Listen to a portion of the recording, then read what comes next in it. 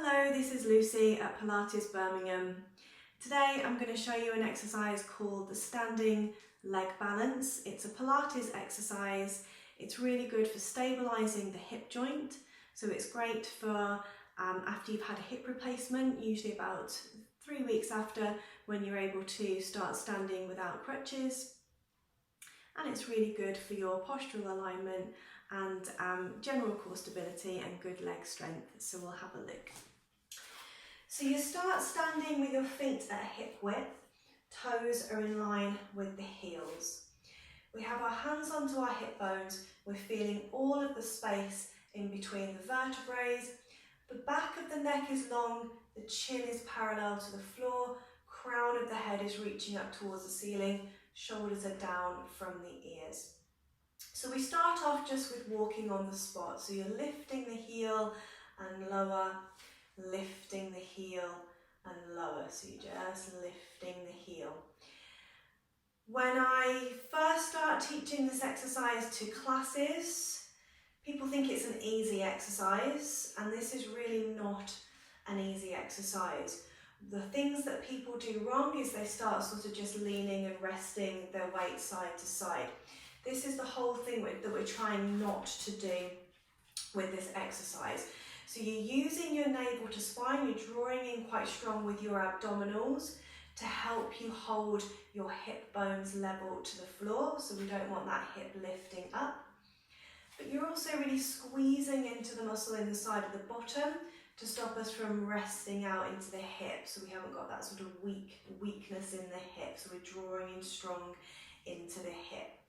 It's good to do it in front of a mirror. When you feel like you've mastered this and you're keeping your alignment central, you're keeping your hip bones level to the floor, there's no swaying side to side.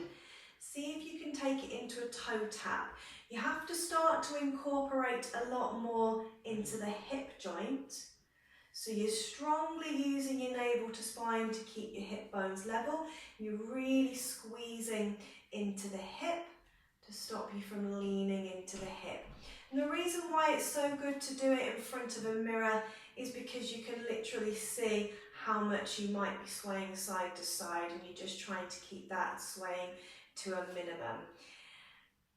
Once you feel quite balanced at doing toe tap, see if you can take it into a tap and raise. So you're following the same thing, heel lift, toe tap, and then raise. So just build it up through the stages. Get your heel lifts, you're walking on the spot nice and steady, get your toe taps nice and steady, and then when you're there, start to work with a leg raise. Things that we're starting to watch out for when you take it into the leg raise phase. We've got our same things, hip bones level and squeezing into the hip to stop us swaying side to side. But also watch out for a counterbalance. We don't want to lean back, or sometimes what people do is they sort of crunch forward to lift the leg. So just trying to feel like we've got our spine really upright. We're still feeling all of those space in between the vertebrae. Back of the neck is long, chin is parallel to the floor. And we're just keeping everything as steady as we can. When you reach quite an advanced part of this exercise, we can lift and hold. So you go into your toe tap and then you lift and hold. And again, things we're trying to avoid, we don't want to hoik up that hip, we don't want to lean into our side. So spine as central as we can, hip bones nice and level. Use your scoop and hollow on your abdominals, squeeze into the side of that hip. I normally only do 4 of these with my class. We do 2 on each side. So toe tap and into your balance. Good. So things that people aren't aware of,